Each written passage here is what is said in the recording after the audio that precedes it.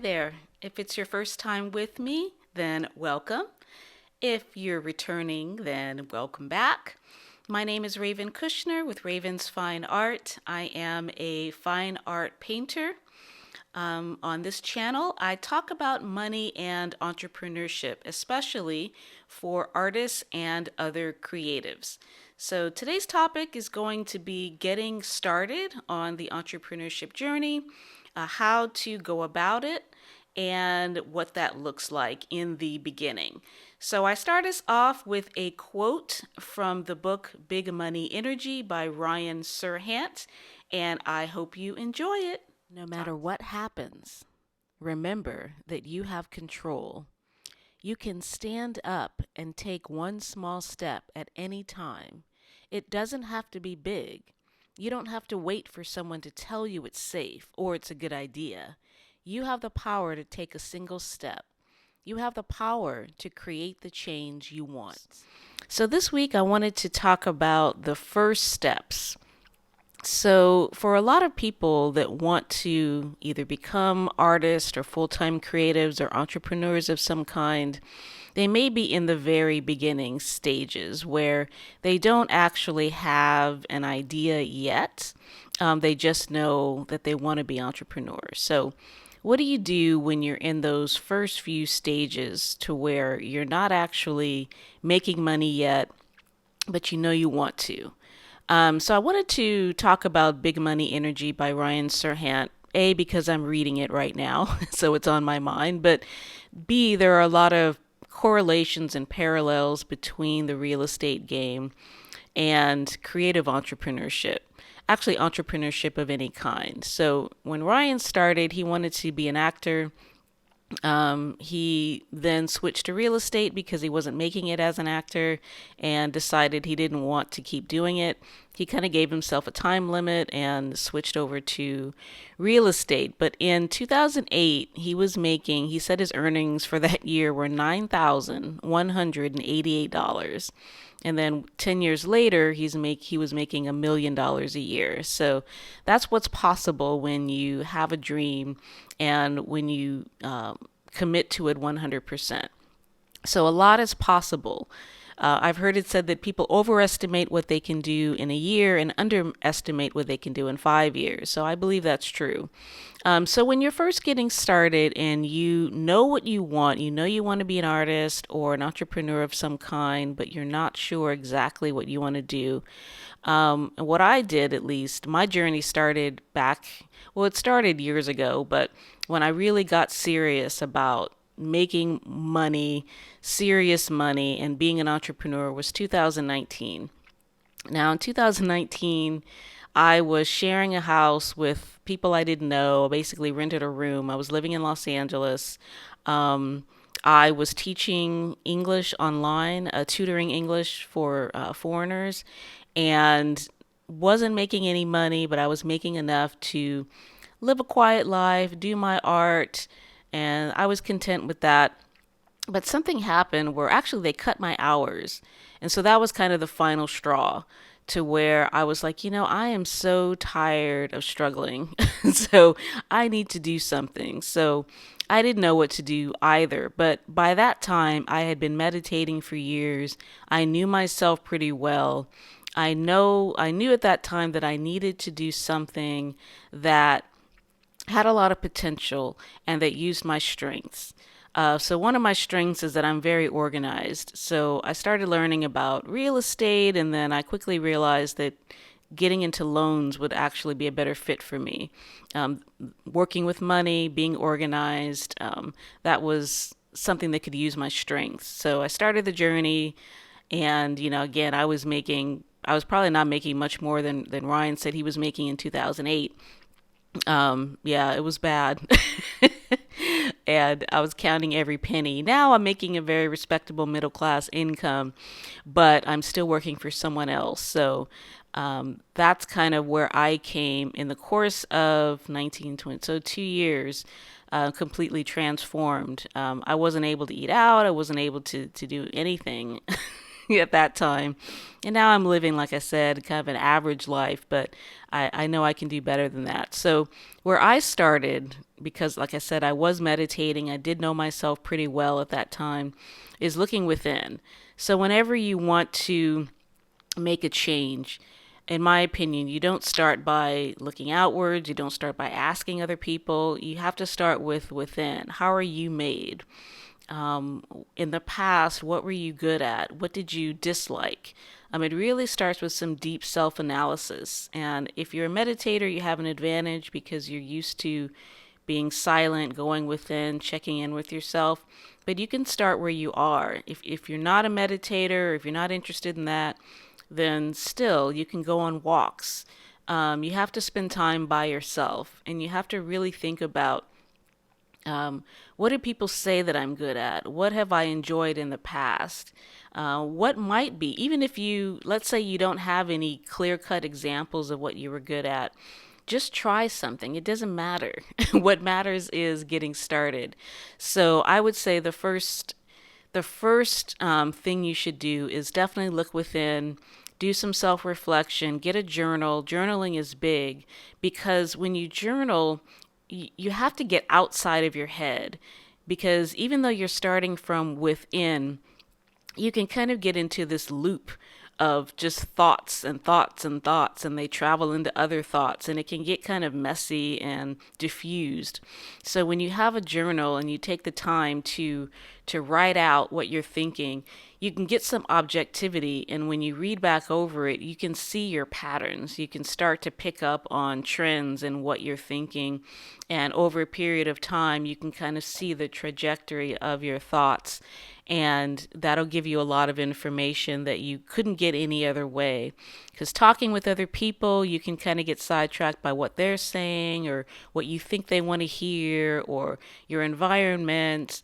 And if you're just thinking, then you can get lost in your own thoughts. So to me, journaling is a really great way to get outside of your own head and to really, go within and figure out where you really are mentally and emotionally.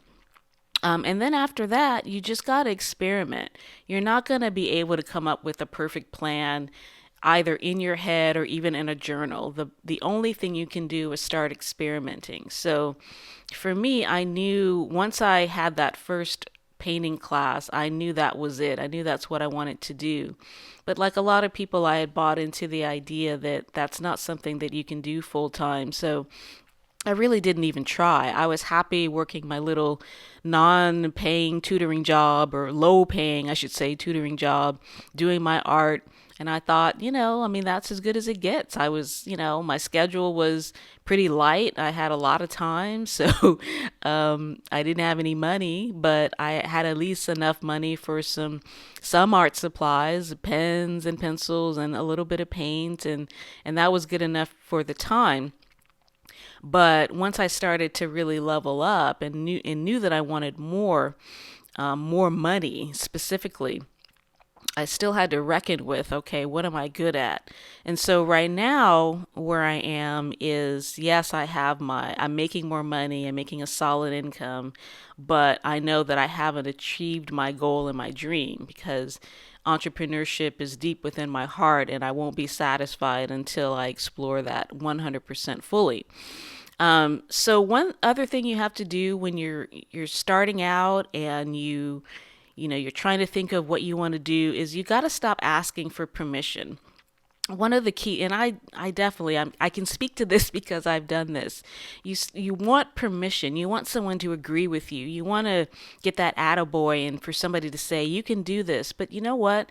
That may not happen, especially if you are in the habit of under earning or being stuck or, working for someone else and being unhappy, or you might be an artist already, but you're just a chronic under earner.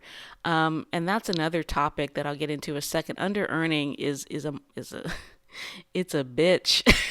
And you've got to overcome that in order to do anything. So that's a whole thing in and of itself. But as far as asking for permission, do not look for agreement from other people, because if you are in a situation where you're under earning, you've probably surrounded yourself with people who either have the same mindset, or maybe they've beaten you down through criticism or even abuse over the years. I mean, some of us grew up in verbally abusive households, or we've been bullied, or things of that nature. I can attest to all of the above. So you can get into this habit of not thinking very much of yourself. And so if you're asking people what they think with that energy, they're going to feed off of it, and they're going to discourage you. And not only that, but people are going to discourage you because people can only speak to their own experience. So if they're not living an entrepreneurial life, or if they are and they've had a bad experience, they're going to be dumping all of their fears and anxieties onto you. That has nothing to do with whether or not you can be successful. They're coming from their own personal experience, and that's fine. That's all we can ever do, is come from our own experience. But you can't take that as guidance. So do not even tell people what you're doing. I would say, unless you have other entrepreneurial friends, which you probably don't if you haven't taken the leap already, don't talk about what you're doing. Meditate, journal, experiment, and keep people out of your business for the time being. So what it looks like in the beginning. So in my opinion, especially if you are coming from a chronic under-earning situation, which a lot of creative people do for whatever reason, you have to work on your mindset first, in my opinion. I really think that is the foundation. There are so many subtle things that we buy into that we don't realize that is affecting our entire lives. Very subtle things. The things that you were taught about money growing up, the things that we hear about. I've noticed that in most films and in most TV shows, the wealthy people are psychopathic, they're evil, they're treacherous. And even though you can say, oh, that's a movie, that's a TV show, but since most movies and TV shows have that as an undercurrent, you can't say that you're not affected by that. We're all swimming in this same culture. So we've all been influenced by the messages that we've received from the society. So all those kind of cultural beliefs that, money is bad, money is evil, money is power, and certainly power can be intimidating for a lot of people, especially if you haven't had it. And even outside of money, if you have been bullied in your past, if you've been abused by parents or by a mate, you can get into this pattern of thinking of yourself as lesser than, and you may not think of it that way. But if you look at your life, I mean, your life doesn't lie. Your life is going to reflect what it is that's inside of you. So if you're constantly under earning, if you have a habit of getting fired, if you don't have any money, if you have no direction, that is a reflection of what's going on inside. And that's not bad news. It's good news, because that means that you're not at the mercy of fate. You're not at the mercy of some angry God who's trying to punish you. You're not at the mercy of people who don't like you. You're not at the mercy of people who've bullied you in the past, who've told you you're nothing and you can't do it. You're not at the mercy of any of those people. At any time, you can stop everything in its tracks and you can say, you know what? Those are lies. I'm starting from scratch. I'm starting from right here where I'm standing, and I don't believe any of that. And I'm going to determine who I am. I'm going to determine my own identity. I'm going to determine what's possible for me and what's not possible. No one's going to tell me that. So when you start from that mindset, the next thing you have to do is you got to brainwash yourself, because you've been brainwashed up until now. So you've got to reverse the trend. You've got to brainwash yourself. So that means reading the positive books. That means going on YouTube and watching positive videos. That means joining entrepreneurial groups. It means doing your affirmations, which is writing down positive things about yourself. So if somebody told you, you were nothing, you got to write over and over again, I know that I was born for a purpose and I am worth everything. So you've got to do that for yourself, because nature is beautiful, but it's brutal, and no one is going to do this for you. You have to love yourself enough to say, you know what? I can't wait for a rescuer. There is no Superman. We love those stories of Superman, Spider-Man, Batman, but none of those people are coming. It's all up to you, and you can definitely do this. But you've got to reverse brainwash yourself. You've got to tell yourself what it is that's actually true about yourself. Even if you don't believe it in the moment, if you say it enough, you will believe it. Just like when you were a baby, you didn't have self-esteem issues when you were a baby. You were here to conquer. But the people around you, slowly but surely, our society teaches us where we need to be or where they think we need to be, and we fall into line in order to get along. So we have to take the reins when we get old enough to do so. And, if you're out of the house, especially, you have the power to do this. If you're still living with parents and things like that, you can still do it. But like I said, don't tell people what you're doing. Keep it to yourself. So after the positive brainwashing, um, reading, taking classes, you're basically becoming an apprentice. So you are basically reforming your identity. So in the beginning, it's going to be like an incubation. It's going to be like you're a caterpillar and you're in your cocoon and you are developing. And again, no one needs to know what you're doing. You're in your cocoon. Tell people a pat answer if you get caught reading a positive book and somebody tries to make fun of you. Just say, yeah, maybe you're right, but I'm enjoying it. Just leave it at that. I mean, most people, that's the thing. Most people don't have the slightest idea what they're talking about. So give yourself credit. You know what you need to do. Other people, they mean well, they might love you, they might not. Sometimes people want to sabotage you, but most of the time people are coming from a good place.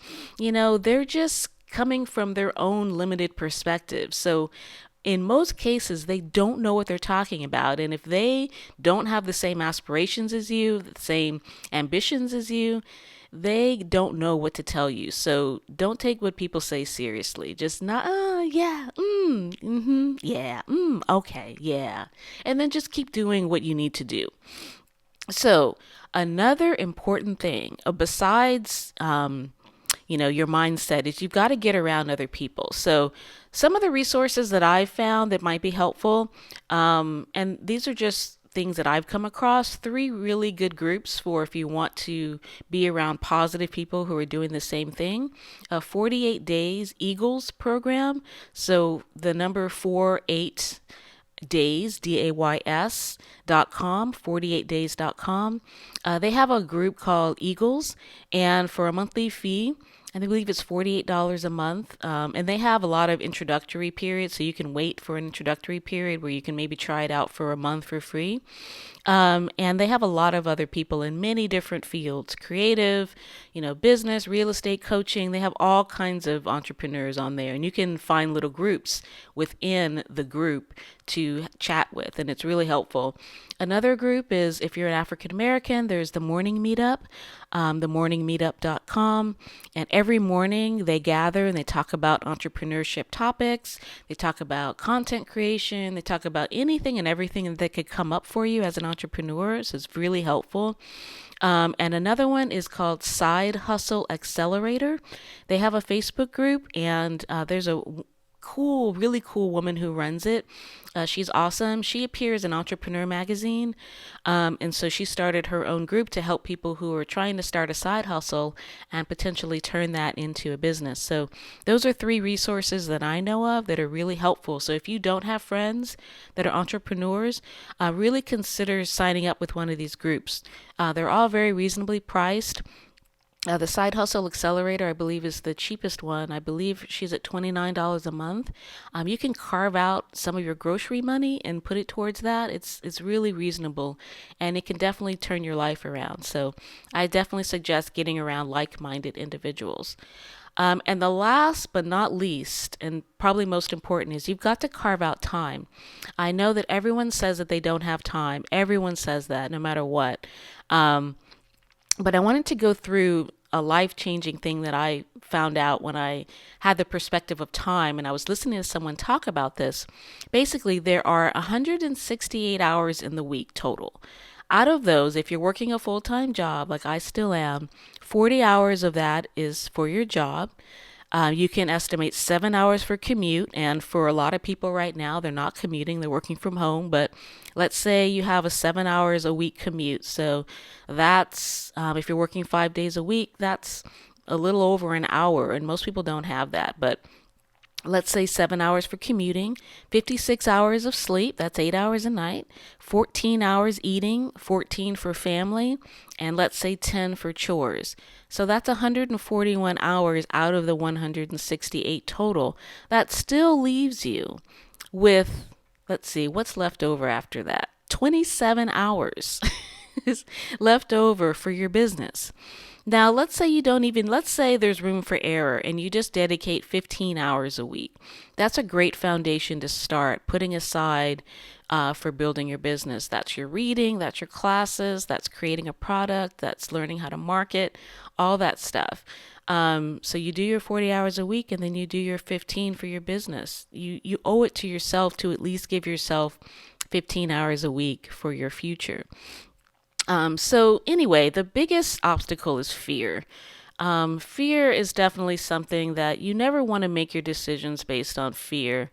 And the only thing that can really conquer fear is action. Once you force yourself to put one foot in front of the other, fear tends to back off because it's like, oh, okay, I couldn't stop her, so whatever. I guess I'll get out of the way. And the first push is the hardest. Think about it like a car that's died on the side of the road. You can't, it's very difficult to steer it because it's not moving. So first you got to push. You got to get people to help you. You got to give it a push, push, push. Then someone can jump in there and steer it. So when you're at a hard stop and you haven't done anything, just get in motion. Take the first step.